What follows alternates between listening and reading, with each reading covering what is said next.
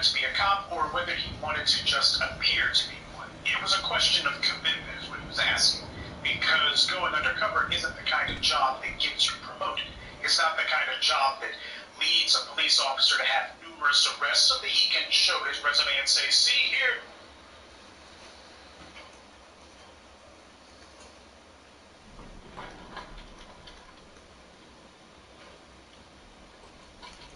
Hey, can you just hold it for a second, please?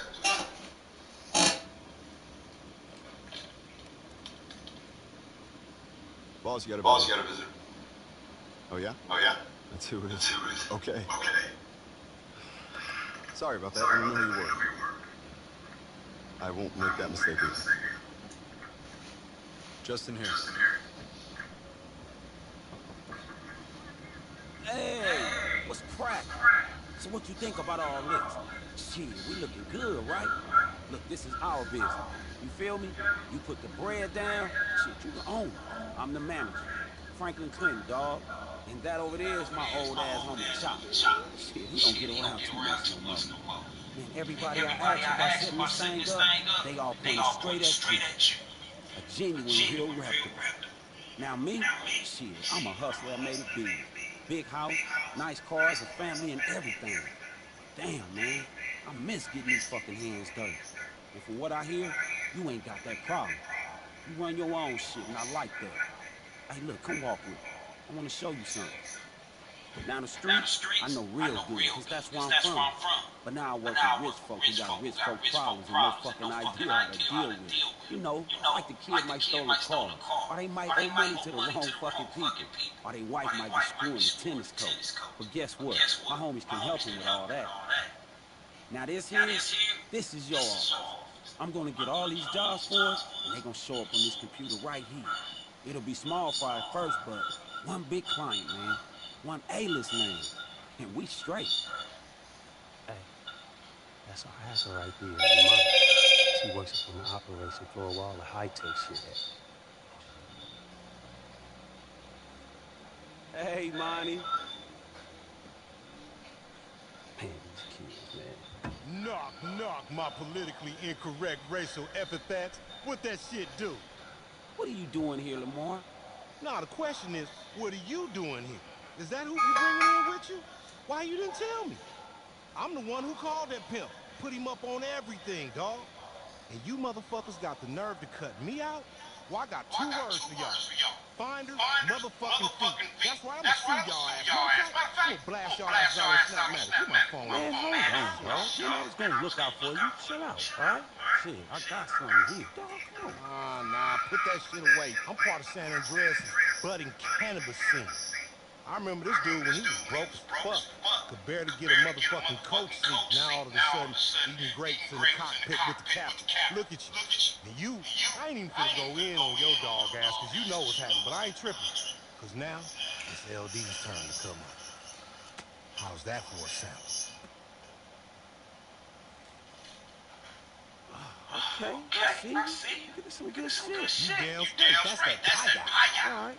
Hey, you get going on those. I'll be in my office, all right? Who is that badass love fist looking bitch? I mean, nice young lady with the profitable posterior right there. Nigga, that's Iman. That's Pearl, nigga, the homegirl's daughter. She handle all our hacking type shit. That's Pearl's daughter. I should know. She hacking this shit too? I didn't even know they had a computer. Damn, I feel old. Tell me about it. You get going on those jobs. I'm gonna go work on this big client for us, all right? Wait. You mean big client like Tony McTony? Come on, man. Tell me you got Tony McTony. See Tony McTony post my weed on his page, man. You got me right. Come on, man. Whatever I got going, man, you got going. So I'm gonna look out for you. Hey, I'll be in my office. You keep doing what you're doing. Man, he be lying like a motherfucker. Anyway, though, now look at you. You feel like somebody now. You OG now. Your nuts is almost big as mine, but they won't be. Not at all. This thing was how many guys I took off the streets. You're actually going after one guy in this movie, Jack Nicholson. Now, the reason that I start off with that, of course, is you've seen what's going on with Puerto Rico and all of the brouhaha that has eventually come to pass. President Tangerine couldn't bash the NFL forever, or at least the headlines weren't going to stay there, because after all, once the media wound up in the formerly tropical paradise of Puerto Rico, well, that's going to be where the cameras were. If it bleeds, it leads is still the mantra of the white media, especially if what's bleeding are people of color. But that brings us to another point. Are the Puerto Ricans people of color? Now, some of them, precious few, have their heads on straight. You can look on YouTube. Some of them have actually said that they know full well they've got black ancestry, and they don't make it a point to celebrate whatever Spaniards might have raped their I got you on this community. Indian, I suppose you would call them ancestors. They know literally creepy shit, all right? Now, like I said before, I'm a hustler who made it.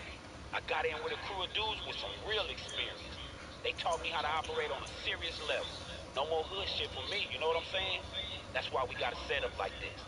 Hey, look, click on the security contract page and check that shit out. Hey, so look, these the jobs we got right now. After the guys showed me how to make moves, we pulled a big-ass scope, and I cashed out. I was making investments, you know, other plays, doing real good, but none of that shit hit right. And then I figured I should use my motherfucking street knowledge with these contacts. That's the business right there. I'm a fixer to the rich and famous, but you can only go so far alone, you know what I'm saying? So I needed a grade A partner with grade A capital and grade A skills. Someone to help me turn my hustle into a major operation. And so here we are. These clients ain't exactly A-list, but now that we working together, shit, it won't be long before we get some of those. But look, for now, the work is robberies, recoveries, assassinations, rescues, and all that shit, you know what I'm saying? Once you find a job you like, select it here. Then Imani and me will start moving on our side. And hey, I appreciate you want to keep a low profile. That's why my name is on the door, and I'm the face of this shit, you know what I'm saying? So I'm working the contacts and you moving in the streets. Some of these can be real tricky, homie, but I'll let you know. And I'll make sure the fucking payout is worth it. Sounds good? Alright, well, I'll get working on the A-list catch. Somebody who will put us on the damn map. Hey, I wish I could get that girl on the billboards. Rosalie. But shit, man, I don't think her ass in enough trouble right now to need us. At least not yet. Well, we aiming high, homie.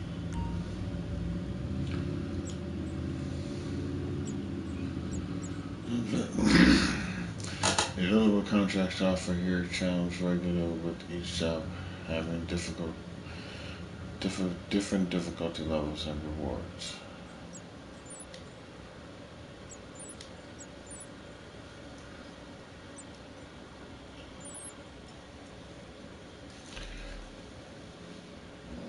They're African ancestry, sure, but they're not the majority, and that's what matters because that's how you set policy.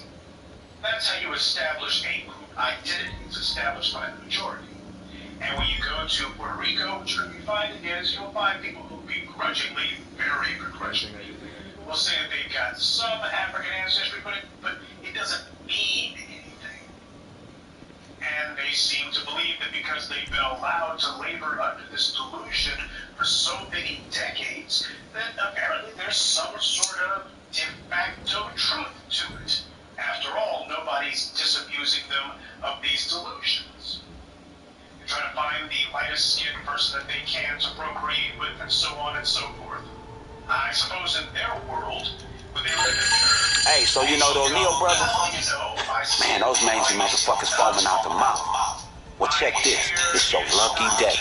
Our client runs the sawmill up in Paleto Bay, and he say those clowns are sniffing around the business. Look, he don't want to wait and find out what the fuck they planning. You feel me? Now, the cops, they ain't gonna hit them first, but we will. So take out whichever ugly fucks look like they running the show. And my nose is not broad. Well, it's not that broad. And, you know, my features are, well, they're not angular, but they're not exactly blunt either. So, all of these rationalizations, all of this denial of reality. But their true denial of reality comes when the issue of black people is brought up. They are so busy, and have been for a while, trying to distance themselves from black people. it's not really black if they're trying to distance themselves from. They're trying to offer a plea to the dominant society that they're on the team. Consider us one of you. And that's what's going on. They want everyone to believe that they are more or less Caucasian.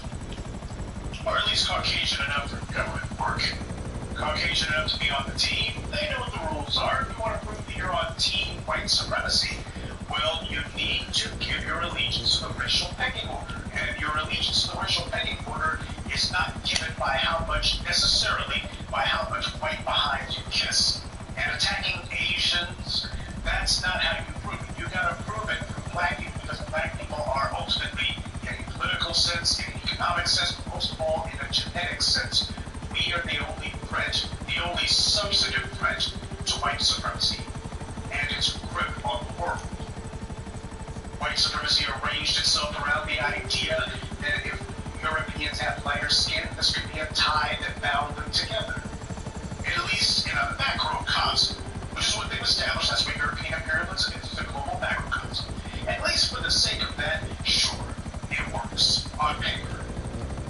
But there are also these buffer groups, these intermediate groups, who understand that they're never going to have the same position at the top that the Caucasians do, but what you will get is something higher than the bottom. And for a lot of them, that's good enough. You're getting some racial guarantees. If you're Asian, you're getting some economic and social guarantees. Okay, the perks aren't as juicy as what whites get, but there's still perks nonetheless. And Hispanics have been campaigning for that exact kind of freedom. Now, their experience in Latin America dealing with Spanish, and in the case of Brazilians dealing with Portuguese, those southern European countries, especially the Portuguese and Spanish, their languages are very similar, history, names, whole 9 yards. But, unfortunately, the delusion that they've been under, the Latinos, or what we want to call them, their delusion was far more insidious than what was done with us up here in the north. See, in the north, they made it very clear.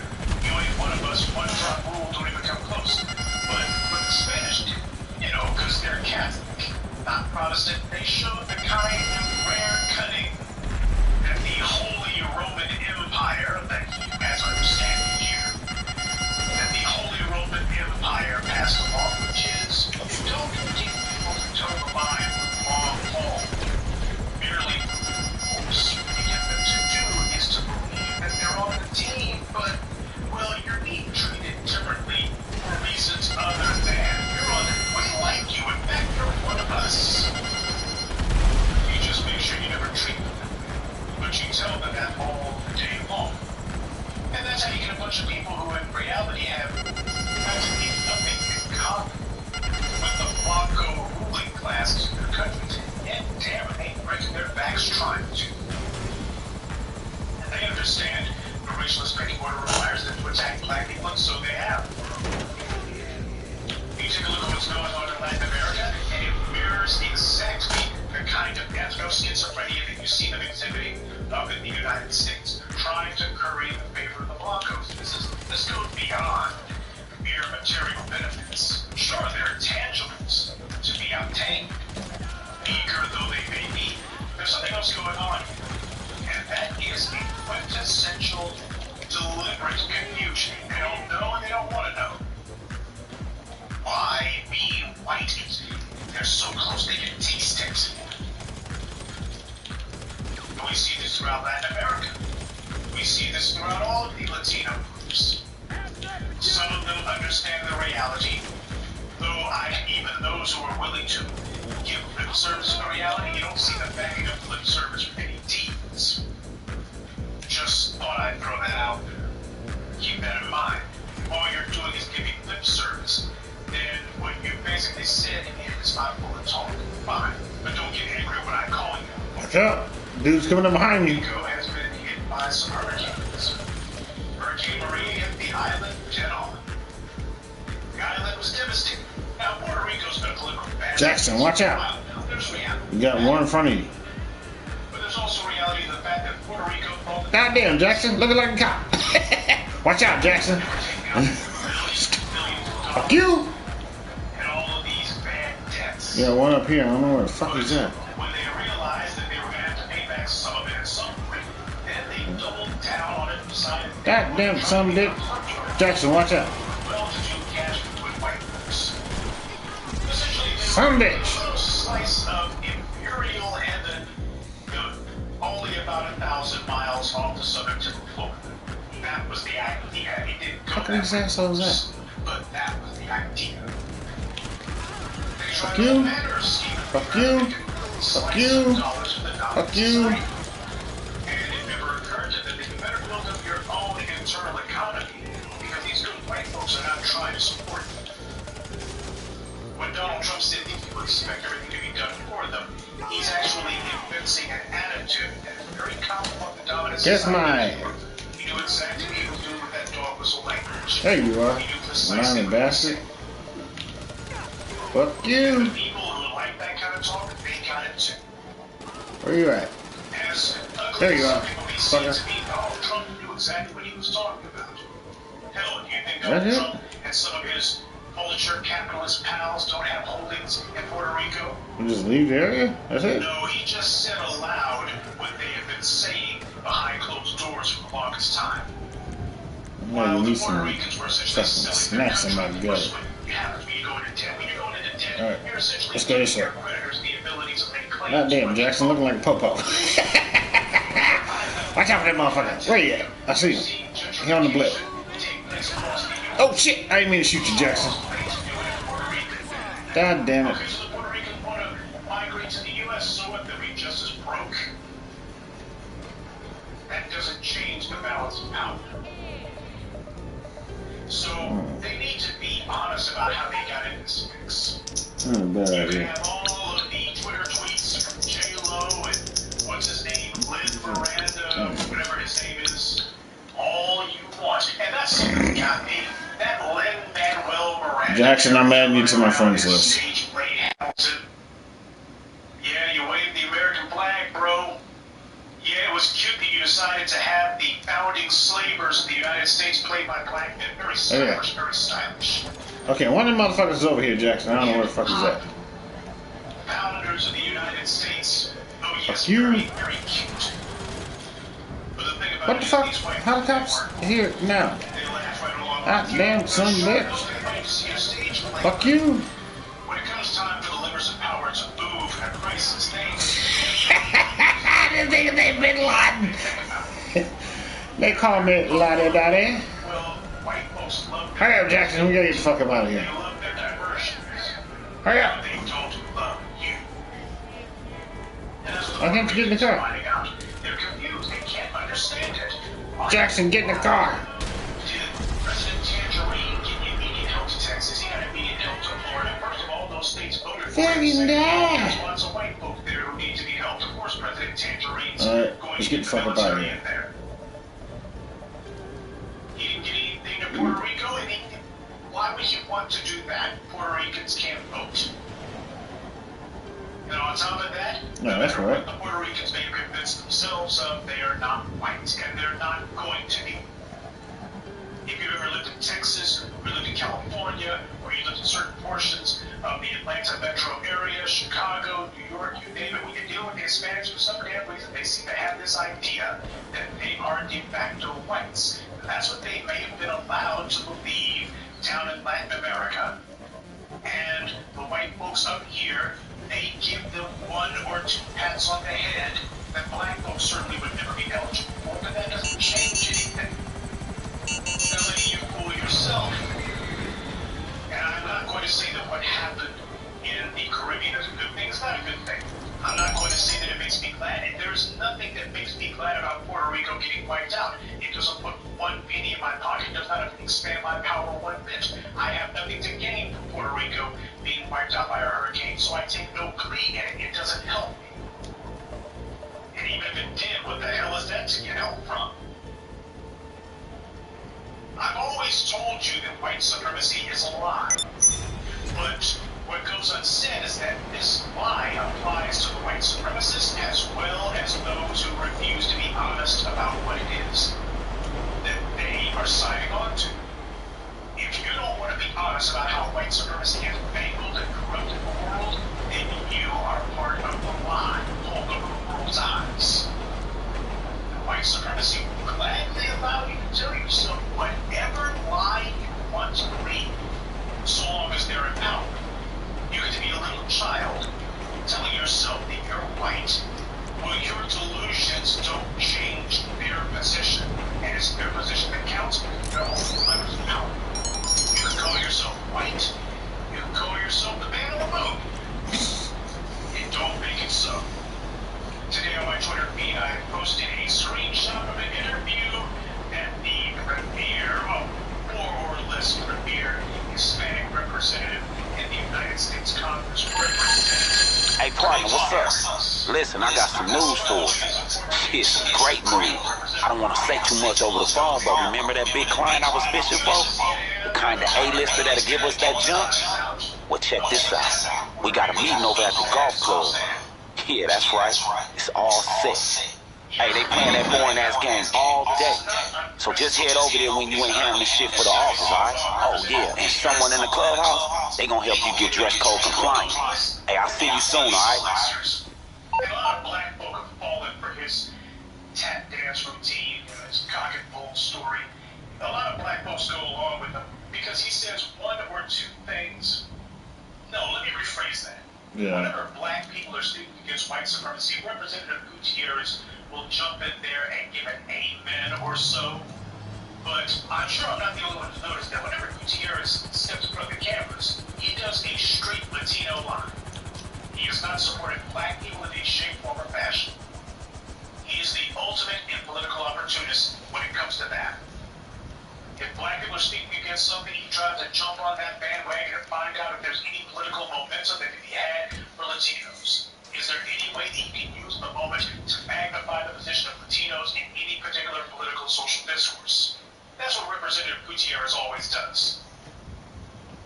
He'll give an amen to, you're talking about Black Lives Matter, you're talking about police violence, he'll give an amen, but he ain't saying a damn thing about black folks. He's showing up for Latinos. That's fine. I don't expect him to speak for black people.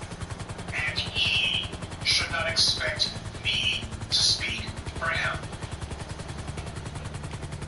If he decides that every group is going to be an island unto themselves, so be it. But you better hope that your island doesn't get hit by a hurricane. And if it does, you might want to think twice before you go asking President Tangerine and that gallery of rogues that he calls his cabinet for help.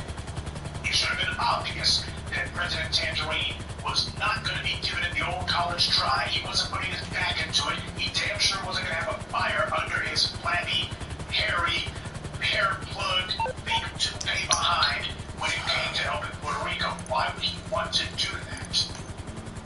President Trump and his Queenie pals, they're the epitome of vulture capitalists. They're looking at what happened to Puerto Rico, and they're like, finally, it'll clear the place out, but more important than that, it's going to make it very easy to reshape it along our lines. They're broke. They have no means of income, and at this point, they are not on their knees, they're on their backs. And without being too vulgar, when white supremacy's got you on your back, that means they're going to try their best to screw you. But unfortunately, some of these other groups, for decades, though whether they were aware of it or not, they've been throwing their legs wide for white supremacy. Or they've been bending over and grabbing the ankles. One's the same as the other. They've been presenting their hindquarters for white supremacy. So, hey, you've been getting screwed all this time. You thought it was good in the past. No point complaining about it now. You see, white supremacy wins as long as you collaborate with it. Either if you are actively helping them, or if you are apathetically doing nothing about them.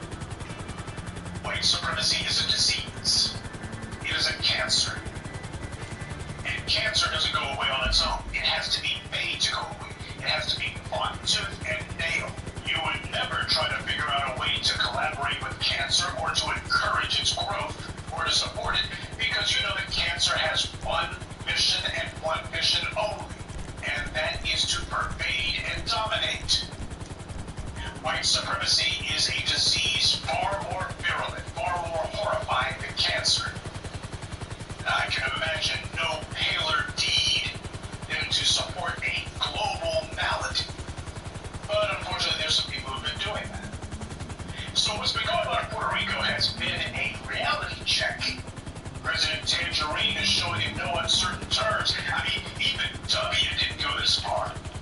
And do you notice that you don't see his voter base turning on him? What does that tell you? When you see a man who does things such as calling football players SOBs and saying they should be fired, this guy violates the spirit of what the presidency allegedly is supposed to be and the letter of it. And they're supporting him. Because what he has done is he has told them that he stands for a white ethno-state. And to them, he doesn't have to keep any other promise. As long as he moves the ball down the field, if I may continue the football analogy, then if he's going to support pushing the wall and pushing the reinforcement of the white ethno-state, they're cool.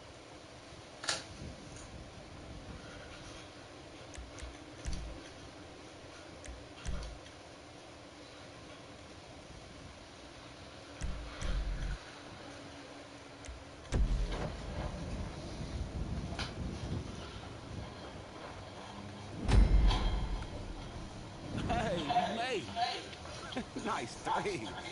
Hey, how do I look? Let's roll.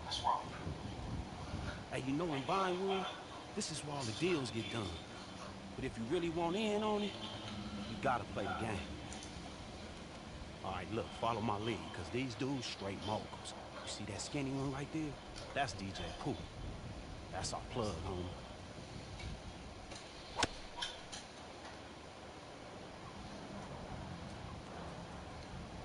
Nah, I'm going again. Come on, really? I can do better. Is this what we got all dressed up for? Mm-hmm, yeah. I knew I was gonna hate this. I don't like sports that you can snack when you play. Next time we'll go on roller skates. Hey, good to see you, bro. Hey, what's up, Pooh? Man, who the fuck is this? Shit, it's my business associate. Associate. Shit getting real. Hell yeah. Come on. Are you sure about this? Hell yeah, I'm sure. Shit, we ready, we set up, we ready to go, dawg. All right. Y'all better deliver. Fuck my shit up, too. Yo, Dre, this is Franklin Clinton. This is his associate. They gonna help us get that thing done, man. What's up, dawg? Appreciate you for having us. Not a problem. Just give me a second.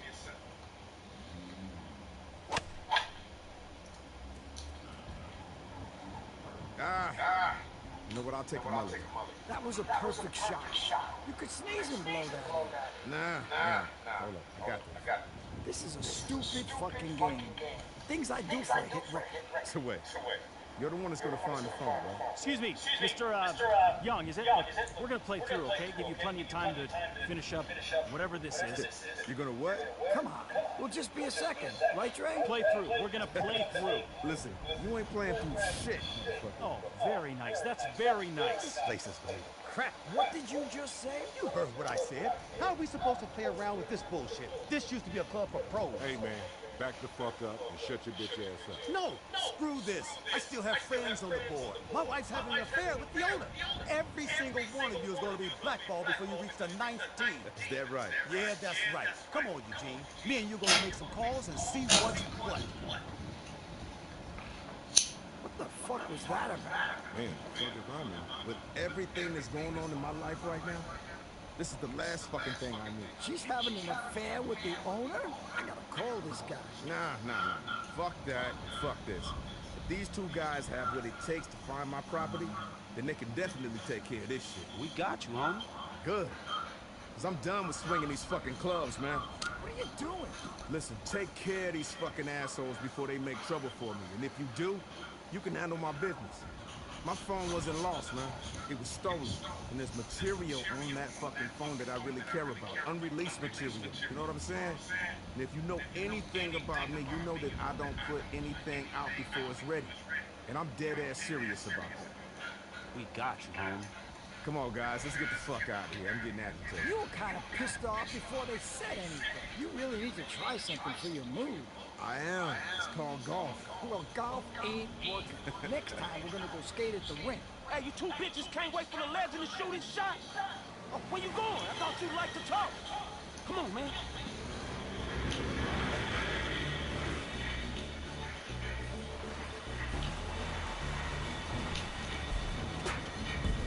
Fuck!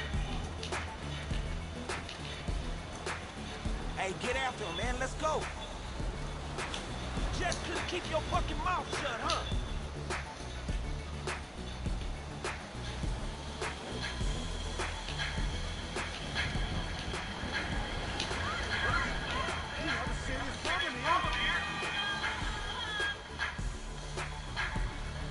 Hey, we ain't gotta kill no one here. We just gotta get them to stop and put a beating on their ass. Now ram them motherfuckers.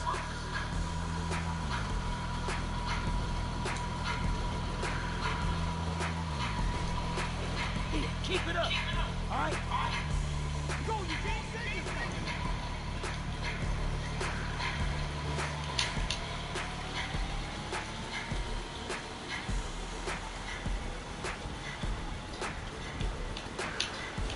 Yeah, you made your point. Mr. Young, you can stop now.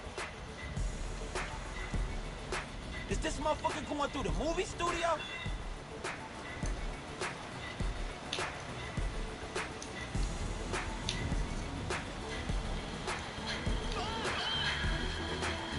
And shit, I know one of the producers around here. I hope his ass ain't at work today.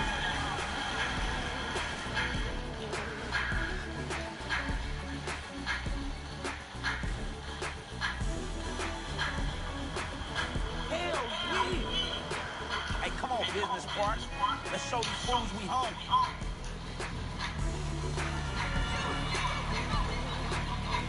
Hey, you driving with your eyes closed or what?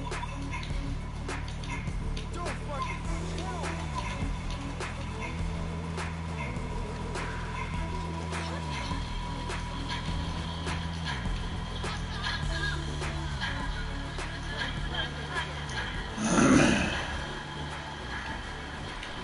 Fuck is this asshole going? Fuck with him some more.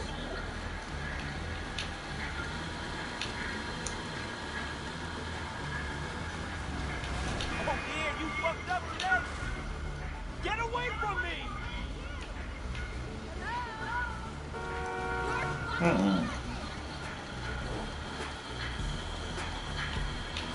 Hell, you ain't insane! You're insane!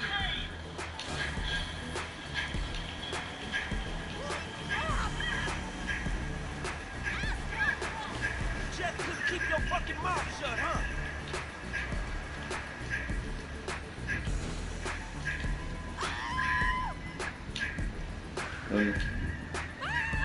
He don't look scared enough to me. No, he will.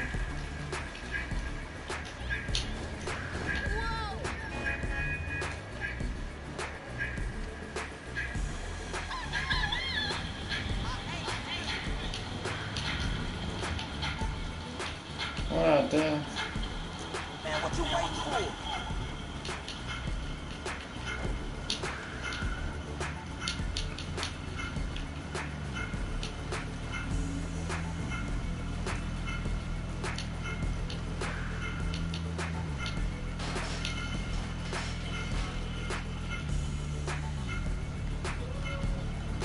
Hey, come on, man. Fuck with him some more.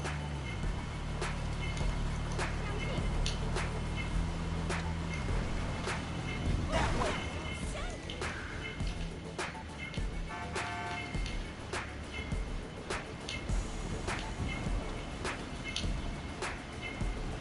Heads up, Smoke.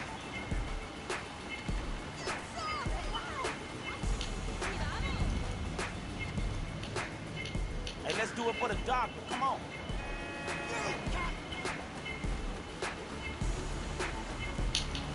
Come on, bitch. Let's talk this shit through. Hey, look, lay off a little bit. We need this asshole in one piece so we can have a little talk, all right? Follow him and let's see where he ends up.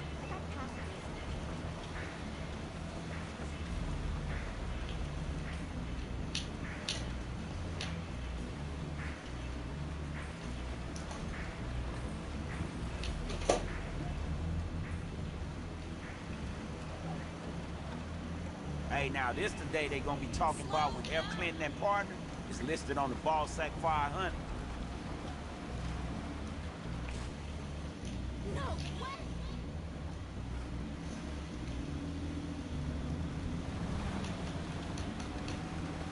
Come on, we need to find this asshole. Hey, try to peel. Oh, sure.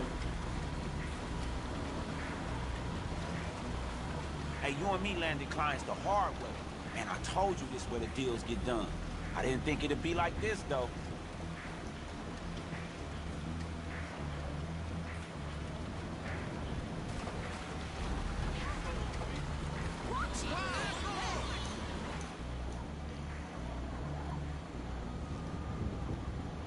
Shit, all right, partner.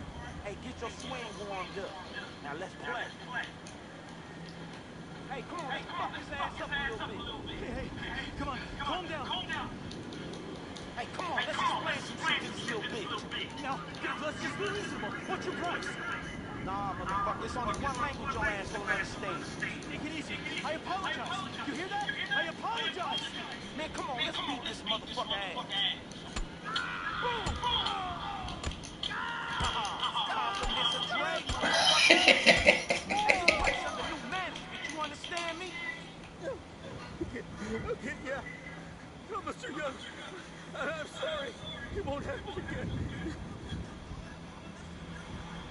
All right. I think he done some thinking. Now, let me call Dre right quick.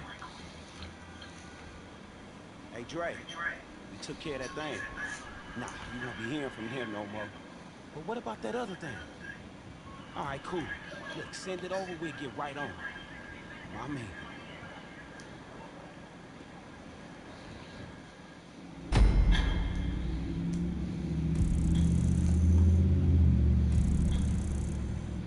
Japan points.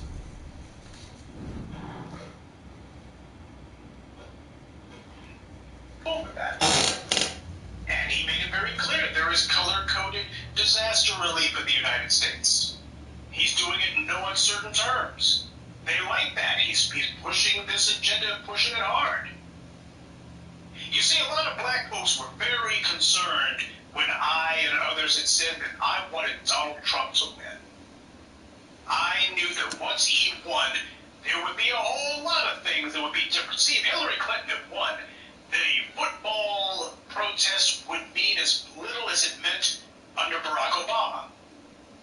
You had all those good white folks saying, how the world is Colin Kaepernick taking a knee? Why America's got a black president? Yeah, but after President Tangerine and the events in Charlottesville, now the white supremacy is on the march, and you don't have Hillary Clinton there to be a political distraction, to be a friendly face for white supremacy in the White House, as Obama was.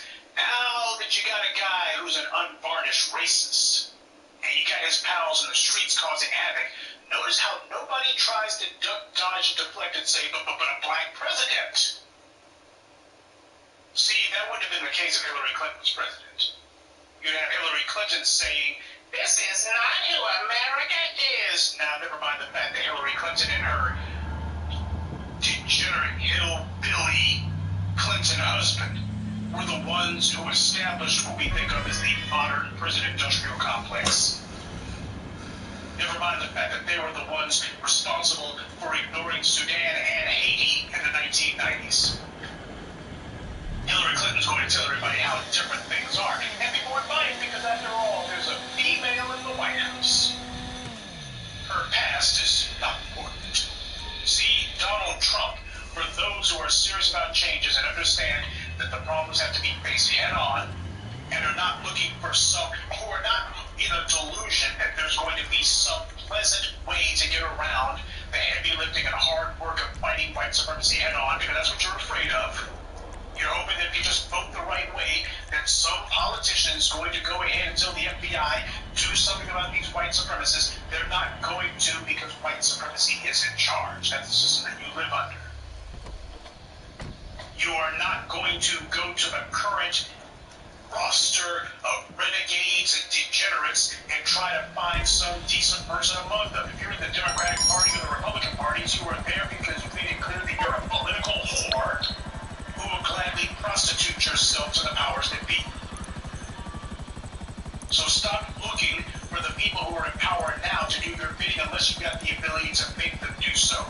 organized boat with an Hey, organized partner. economy. Shit, good work out there. We in business now. Look, head back to the office when you get a sec, alright? I want you to meet the team so we can plan this thing out. Man, if the old me can see how I operate now, I don't know what he'd think. We're about to do some high-tech problem solving. When you learn that shit, you can't unlearn it, right? Shit, guess I got to thank my old crew for that. The Koch brothers haven't stuffed their pockets with some money this week. They make it very clear that even the Koch brothers may want to put you out in a heartbeat. They'll have a recall election against you this time tomorrow morning unless you do what you're told. You watch dog, and when necessary, you attack dog. That's what we do from our end, though I digress. Because this evening's address is simply about making sure that we remind people that white supremacy has never had a tool that they have not eventually broken.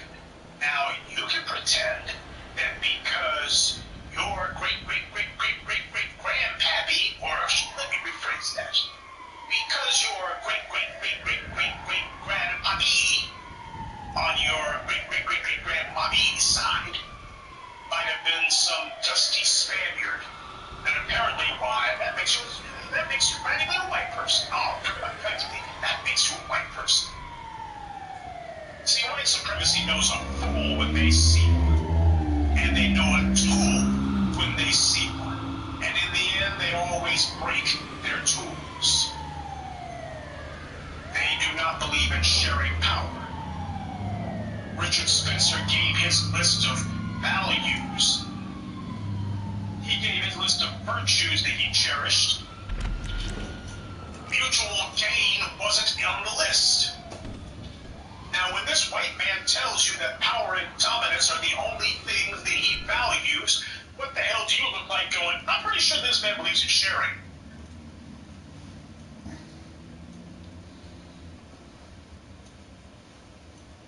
I'm sure that he believes in altruism. Has he ever used those words? No. Well, why in the world would you put words in his mouth? Hey, right on time. Come here, check this out. Hey, Dre sent over the number to that missing phone. Imani's tracking him right now. That was like 20 minutes ago. This is a browser game. Wow. You want to know what I found? Yeah. Okay, so it's pretty bad. The phone has a bit of extra security to prevent remote access, which is cool until you fucking lose it. It's a huge pain in the ass. It's firewalled. No way in, no way to track it. So you saying we got nothing here? We got one thing, but it's like high-key radical. Girl, I was being radical when your ass was still in kindergarten. What is it? You break into the FIB, find the server stacks for their mass surveillance program, stick a thumb drive in one of them to give me remote access, and don't get caught. Then I can get a full data signature and track any copies that got made. I thought this shit was gonna be hard. I made the FIB my bitch a long time ago.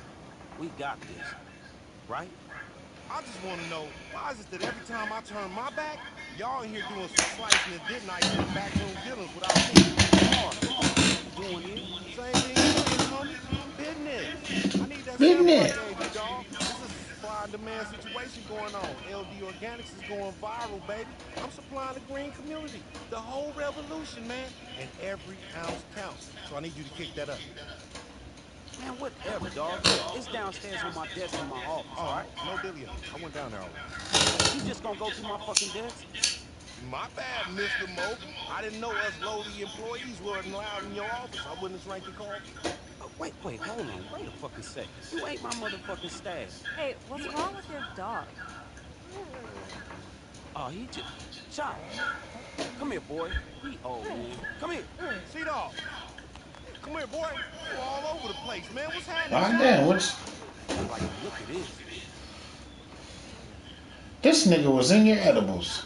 You worrying us, dog?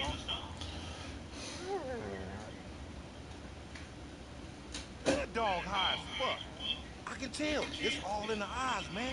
100% purebred, satisfied LD Organics customer right there. Chop, what the fuck I tell you about eating weed? You're gonna have to get the little homie some snacks. He's gonna have some major munchies in a minute. Give him like a little burrito, like a monster burrito, the red one. trapped, but the client, if we're going after this phone... Client? What client? What the fuck? Man, you wasn't supposed to see that. Nigga, we done lost cabin pressure up in this motherfucker. Dre lost his phone? No. Dre lost his phone. That man's a physician. You know how important that is, man? I bet it's all kinds of shit in that phone. I wonder what's in that phone. Dude been making beats Beats for a years. legend. A legend. Man, look, if that Mythical Lost album was up in that motherfucker, you playing it for me first? Dog, Trip, it ain't like that. If I did find something in the fucking phone, man, I'm giving it back to him. Repeatedly disappointed, man. You owe me anyway, dog. Your dog made my re-up into an edible. Well, sue him, nigga. Come on, man, we gonna get Chop up out of here. Y'all take point on this, all right? Hey, I get on the line as soon as I can, because I got history with these FIB motherfuckers. Dog, come on. You think you can put in a good word with Dre for me? I mean, to get him to endorse LD Organics, man, we'll be on. I'm talking about Green Giant Buku retirement, baby. You fucking ever listen to yourself? I listen to me all the time. You should listen to me. Maybe then we'll know what Dre phone is, nigga. Okay, get onto the network in your office. You know where your office is, right? Good, and we'll get started. Lord have mercy. Never said. A lot of self-deception going on. Oh, but people are seeing the truth now. And even so, I like the fact that they're crying, and I like the fact that they're sitting here miserable, because this is not necessarily misery that you're seeing. What you're seeing is enlightenment. That's what you're seeing. You're seeing enlightenment. People who had previously been laboring under all manner of delusion, well, no, not all manner, just one delusion, that they were on the team, they're finding out that no, you're not on the team. In fact, you're not on the bench. Hell, you're barely qualifying as a fan of the team. No, you're just a flunky. And flunkies always get kicked around and eventually shown the door. Because a flunky is only good for a couple of laughs. Oh, you thought that they were laughing with you. No, they were laughing at you. Do you think that your suffering matters to them? You think they're crying any tears for you? And those of us in real black media told you, the same white media that was ignoring Barack Obama and how he was ratcheting up ISIS efforts to deport the illegals, told you when President Tangerine gets into high gear, eventually you are going to see them begin to show nothing even resemblance sympathy for Latinos in the U.S. and it's not a matter of trying to scare them into digging in their heels harder and trying to prove that they're on team white supremacy more ardently. That's not what they're looking for. They're not looking for new recruits. At this point here, it's about clearing out the driftwood. And it would be in the U.S. where they would start showing this because they want to make the point.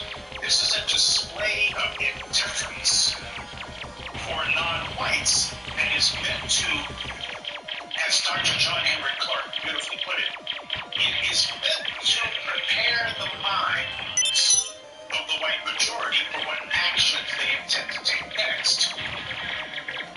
That's what this is about. They want you to become desensitized to this kind of thing. So they're going to show it to you. You're going to have a couple of white folk on MSNBC and CNN saying, isn't that just so sad? And then it's going to continue. President Tangerine has shown that he could give less than a damn when he goes on a Twitter storm against the NFL. That was deliberate. What he was telling you was, hurricane, schmurricane, Puerto Rico, who the hell gives a damn? What matters is these Negroes who ain't showing respect for our flag. Yeah, it ain't their flag, because it ain't their country. It's our flag, and you're going to show respect for our flag. That's what he was saying. And ignoring Puerto Rico, that sends a potent message. The message is, ain't nothing but a bunch of Spanish-speaking brown people out there. They can believe, well, you see, my skin's only so dark if I hang out in the sun. Well, you can believe whatever you want. That doesn't change how the dominant society sees you. Remember what the idiots at the Daily Stormer were saying when President Tangerine didn't condemn them after the the Charlottesville massacre took place. They said the president didn't speak against us. He didn't name us. He's ignoring us, and that's giving us tacit support, and they fully understood that. Well, they understand the opposite is also true, or rather the obverse is true. They understand that when President Tangerine didn't mention Puerto Rico, didn't say a word about them, out of sight, out of mind, he was sending the message. These people don't matter. They got that. See, white supremacists are nowhere near as dim-witted as you might want to think that they are. True, they're self-destructive, but as another movie cliche says, crazy, nuts. We're gonna run this Dre phone up from here too. First step, you gotta break into the FIB server stacks. Throw a thumb drive in the right hole, then either you escape with everything we need, or they catch you and throw you in Supermax for a couple 100 years. Your partner says it's pretty simple. Just hit the button right there on screen, and we'll get moving. In the meantime, one of Dre's people are gonna bring around the car the phone got stolen from. We can do some forensics on it, see if we can get a lead that way. The more angles we try, the greater chance we got of succeeding.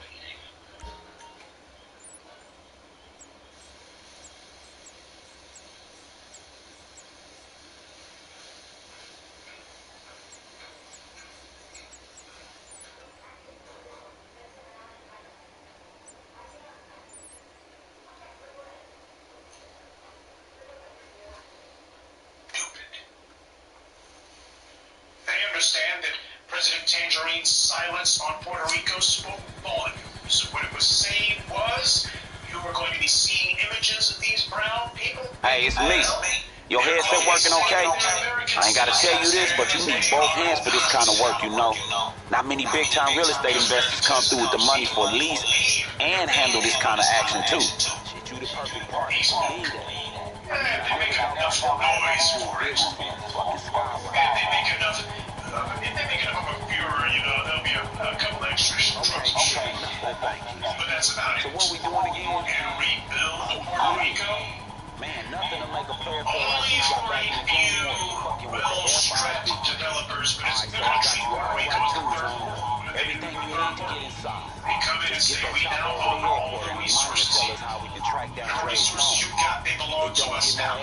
What do you think President Tangerine was doing when he has repeatedly mentioned what's the plan again? We're looking for Dre's phone, right? So, this is the one time we can be grateful the FIB is tracking absolutely everything. We get access to their systems, we'll know it all. Yeah, but how? Okay, their HQ is totally secure. File for bankruptcy. Except, of course, thanks to some odious amendments from Strong Thurmond, no less, Puerto Rico is not going to have the ability to do that. They essentially signed away their ability to be able to walk away from their debts to their creditors. Because white supremacy rules this. And white supremacy don't give a damn about those brown-skinned people. And because of the fact that they backed white supremacy and supported white supremacy, and were only too glad to consider themselves part of white supremacy, but they ultimately did shit that they didn't give a damn about themselves. The devil can only get to your home if you open the door and let him in.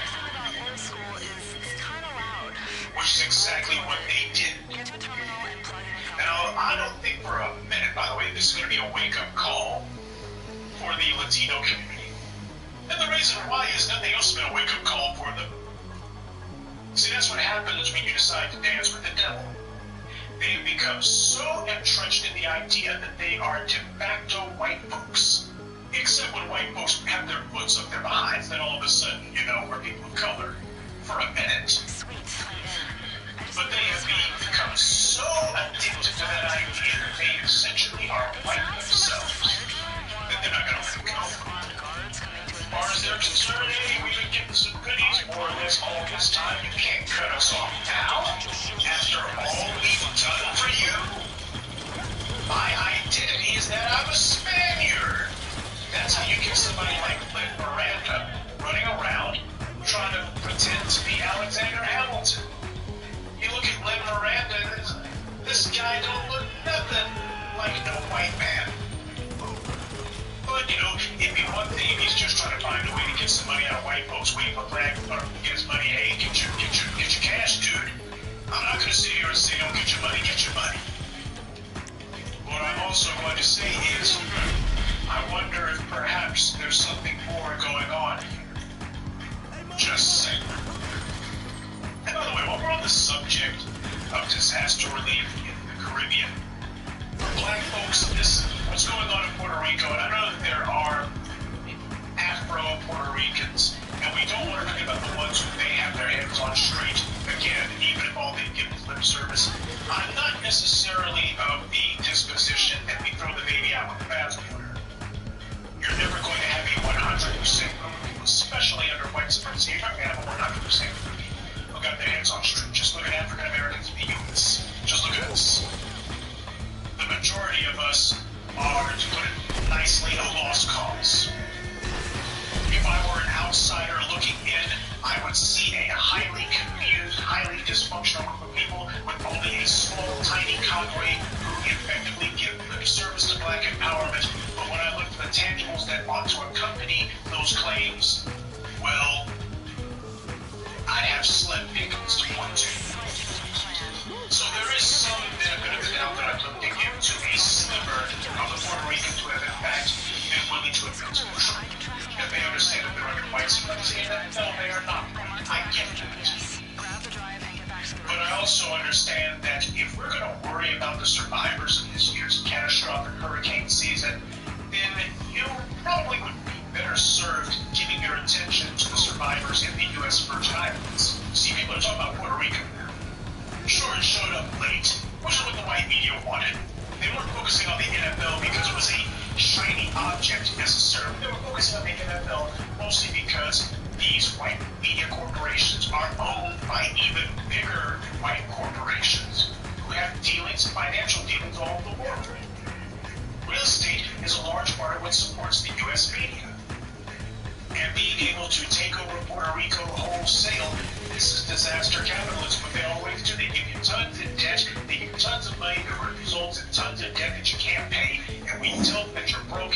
Now you gotta sell your country. Michael Milken did the same thing, Ivan Boesky did the same thing, and Romney did the same things, what they always do.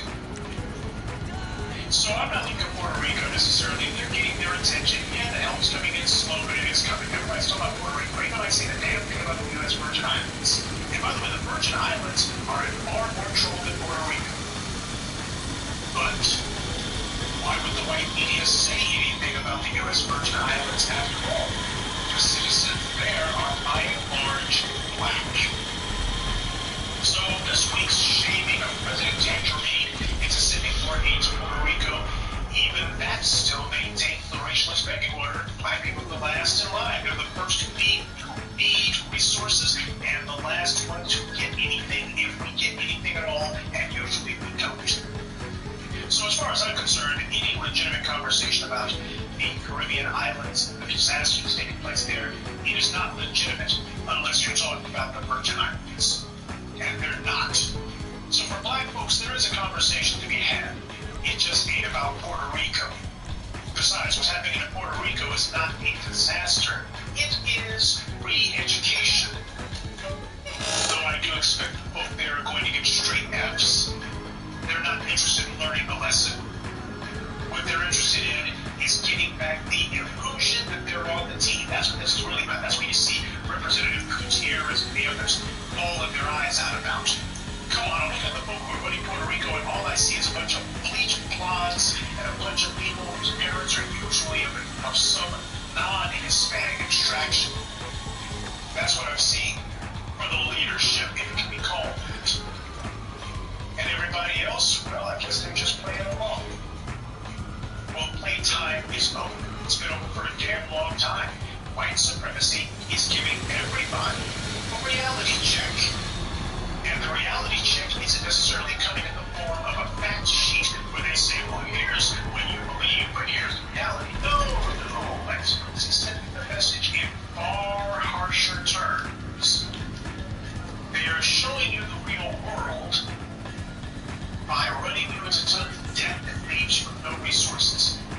Then when disaster strikes, even though you paid money into the U.S. government, you ain't going to get a damn thing back. Help. Instead, you're going to get lectured about your debts. What do you think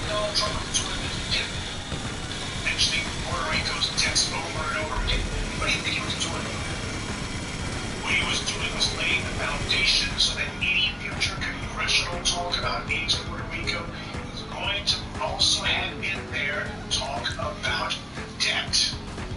These guys owe a ton of money. Now, of course, when somebody's in dire straits, if somebody's in a life and death situation, the last thing that a moral person would do is lecture them about whether or not they pay their bills on time, especially when you're somebody like Donald Trump who's left all of his creditors holding the bag. But then again, he's white. He gets celebrated as a smart businessman. Ain't that what he called some of the presidential debates? Hillary Clinton talked about all the tax breaks and tax cuts and permits and all the way that he had been screwing the system. And he didn't say, well, you know, I feel bad about it. He said, no, that makes me smart. A shameless vulture. And the white folks liked it. As far as they're concerned, yeah, dog-eat-dog world. If this president understands that you gotta cut some throats to stay number one, well, he'll also sign off on the cutting of these folks' throats over here because we don't like them. That's what's happening here. So if Puerto Rico thinks they've earned the end of their debt, they have not. This is the beginning of taking them over formally. The Blancos on the mainland are now about to take full possession of Puerto Rico. It will be very quiet how they handle it. But that's $70 billion in debt. Whatever disaster relief they're getting, I can tell you right now, is getting added to the tab. What, you think they're going to get it for free? You're a damn fool if you do. Don't be surprised when the white media, very, very quietly, they're going to bury it, of course, but don't be surprised when 6 months to a year from now, what you're going to be hearing about is that something had to be done regarding Puerto Rico's debt to rebuild. They're going to be framing it in terms of the rebuilding effort. You'll be hearing a lot about public-private partnerships, except what they ought to be called as private-public partnerships, because there's going to be private interests who are going to be picking the bones clean on Puerto Rico's public assets. Whatever they got about to get is going to be confiscated by all of these white folks who are coming in. That's part of why they're doing this. Trump sits here and says that these guys don't want to work. What he's laying the foundation for is to say these guys are a bunch of deadbeats. So you don't have to feel sorry for whatever it is we're going to do to you. And make no mistake, this is the thin end of the wedge.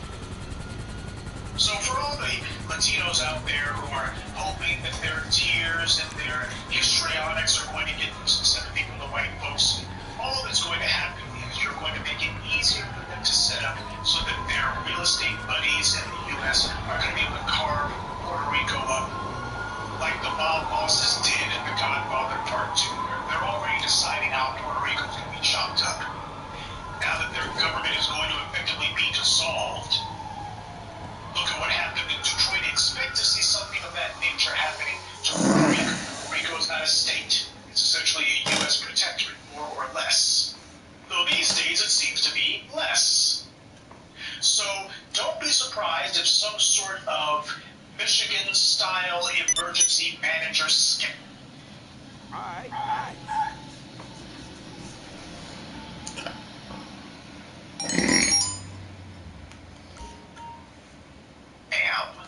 Gets pulled there as well. They'll claim that they're sending in some federal officials who are going to advise them on what to do, kind of like how you had Jeffrey Sachs and others who would be conning people into how to sell off their national assets to private interests for a song.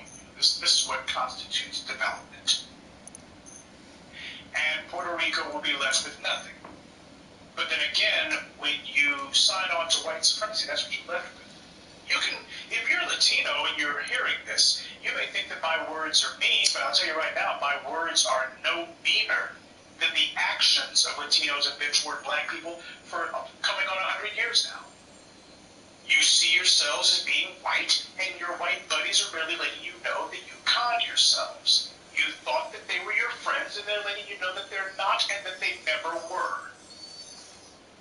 Now, most people would look and say, this is a time for some reflection. I should look at my own behavior and ask, did I set myself up for this? Was I ripe for a fall? But I don't believe that that moment of reflection election is ever going to come. I don't believe that moment of clarity is ever going to dawn. I think what's going to happen instead is that the dominant society is going to give them some pats on the head. What's going to happen is there's going to be a couple of nice words, not from President Tangerine, mind you, but there's going to be a couple of nice, pleasant words as they prepare the bulldozers to knock down what rubble there is. And private interests come in to get the land for a song, and the white media will not say anything about how people are going to be run wholesale out of entire neighborhoods for pennies on the dollar, because you don't have an economy that can withstand the economic onslaught that's coming. Gentrification will be in super high gear. And the white media is not going to report it because, after all, most Americans up to this week didn't even know that Puerto Ricans are, in fact, U.S. citizens. They can't find Puerto Rico on a map, and those who can don't give a damn. Most of them anyway, because they're never going to go there.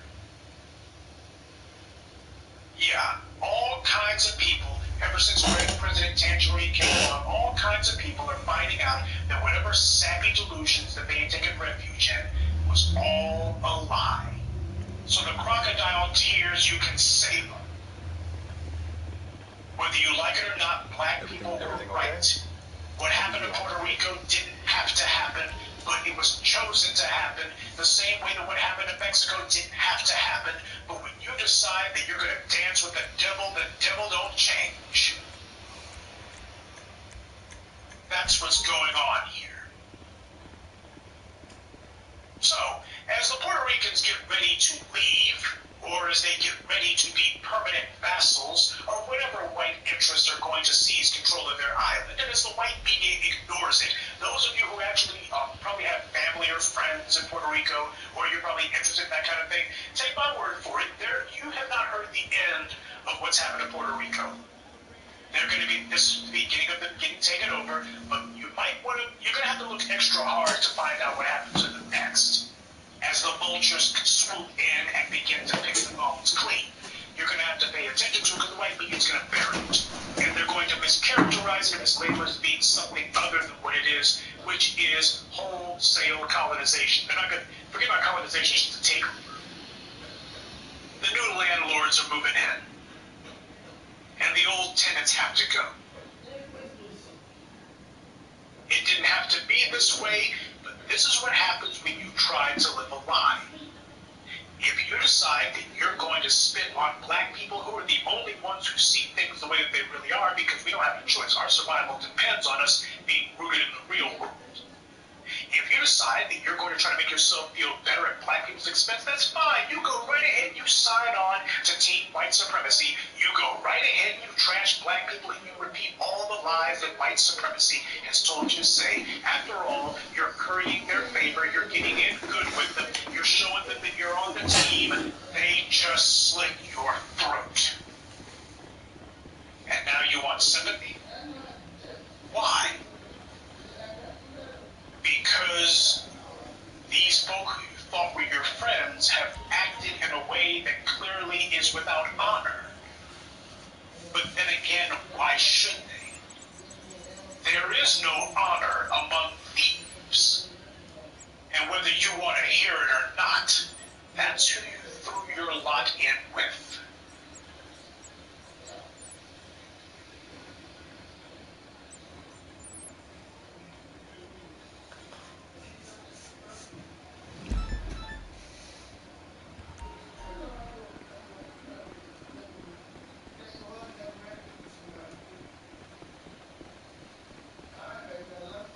What's up, boss?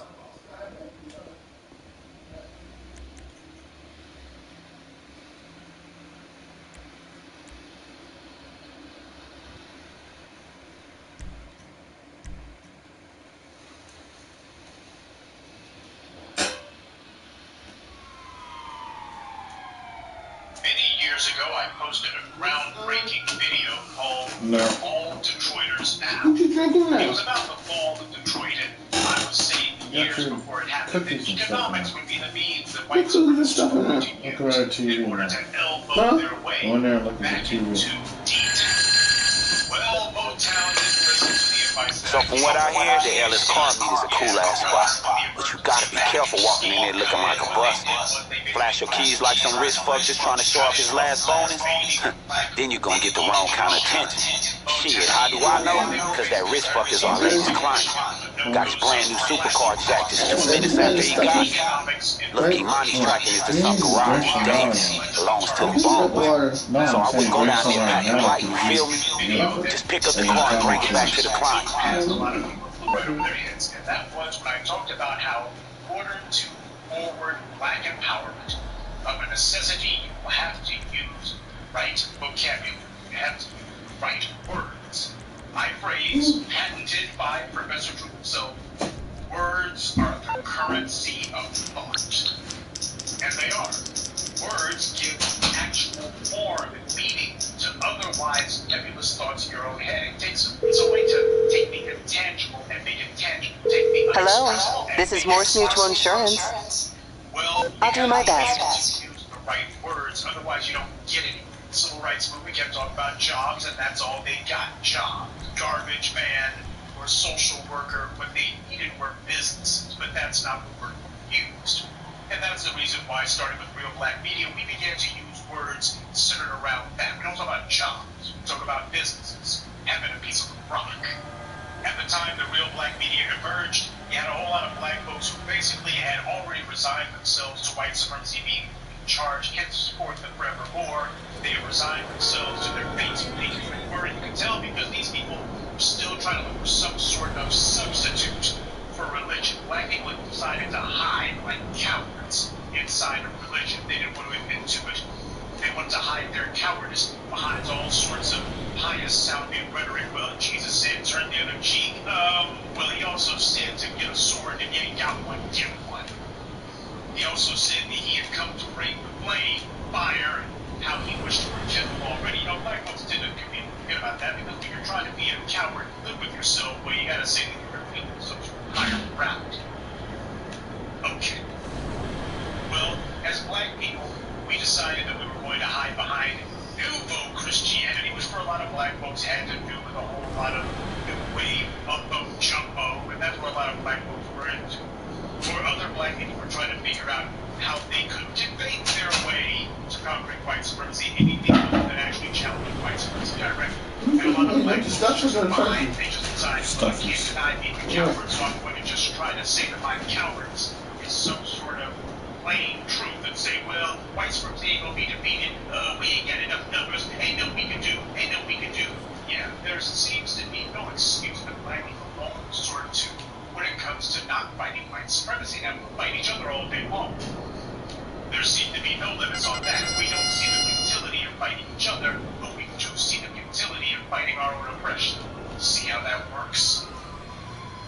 And it's very difficult to call these scumbags out when we have not promoted and forwarded an actual vocabulary that speaks to the problem itself.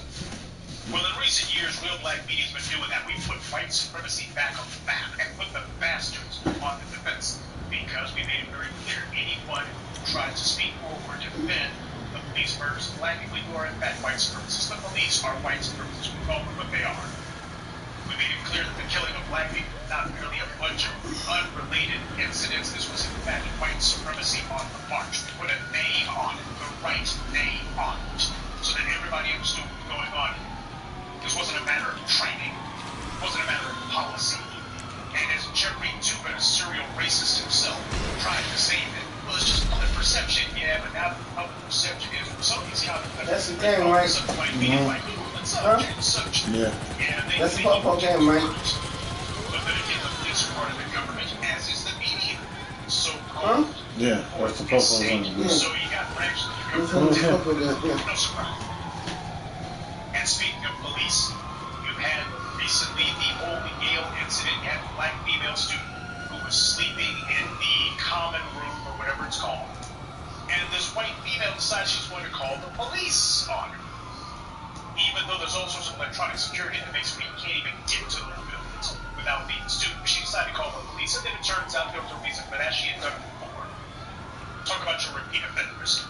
The cops show up, and they don't make it a point to ask, hey, who is this woman who did this? Well, you know, why are we being called for somebody sleeping? The cops weren't concerned about that far. They were concerned. They were trying to figure out, well, is there something we can find? Okay, well, who is this black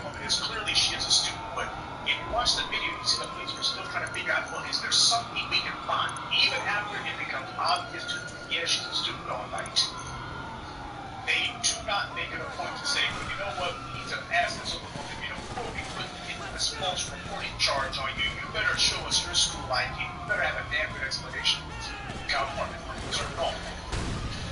They seem to understand that the only reason they were there is we are here to be the attack dogs against black people. Under so-called color law. They understood exactly what their role was. They knew that what the game was, and they liked to play along. They understood that the script played itself out. They failed to find a reason to kill her, this black student, falsely accused of being some sort of trespasser. They failed to find any other sort of technicality that they could arrest her on, because that's what they say, you need to see your ID, but that really means is we're going to run a check to find out whether or not there's any warrants on you, are there any sort of charges we can put on you, there's something that we can use to arrest you. That's what your ID, that's what they're doing. They're not doing it if they want to know who you are, they're doing it to find out if there's something they can jam you up. And well, all that failed, so they're still sitting here talking and talking, but they didn't have to be there 5 seconds. They wanted to. They were looking for something, anything that they could use. And of course, as we all know, these people never, ever are just one-time offenders. And this racist white female who did this, she wasn't either. Earlier this year, she called the police on a black man. Apparently, this guy was a black freshman. He made the mistake of asking this pale-skinned Harvey for directions because he was new on campus and didn't know his way around, so she called the police. Well, if he's a student here, he ought to know his way around. Not because his first day there, stupid. But of course, she already knew. So this young man, the man who had the police called on by this Harvey, he goes on CNN, talks to Don Lemon. That was his first mistake. And during the course of the interview, Don Lemon keeps asking about his feeling. How did you feel? Your opinion? How did you feel? Yeah, that's what you expect from sugar britches. We're not talking about what you think. We're not talking about what the facts are. We're talking about, tell white people your feelings. Yeah, that makes sense for a black homosexual. As far as he's concerned, that's what white people are moved by. I guess that's what Don Lemon figures that his boyfriend, life partner, whatever you want to call it, he's moved by my feelings. So I'm sure other white people will be moved by your feelings. Yeah, we got to make sure that the conversation stays politically correct so that we don't offend tender sensibilities of white people. Because that's who we're trying to appeal to. We want to make sure that white people don't feel like they're being put on the spot when the spot is exactly what they need to be put. But even so, Don Lemon wasn't the only one who was getting it wrong. The young man, and I sincerely hope this is because it's only his first time in front of the cameras, he was using the wrong freaking words. He sat there and actually said that what happened to him was, and happened to the class, that these are microaggressions. When somebody calls the local death squad, they are hoping that this will lead to some sort of fatal incident. That's not a micro meaning, it's attempted murder. Ray Tensing was a police officer in Cincinnati University Police.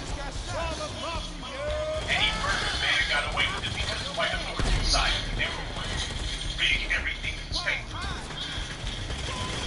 So yeah, the guy didn't perform, got put on trial. This is not about whether or not we can kill these guys put on trial. It's about making sure that the bastards are taken out of circulation.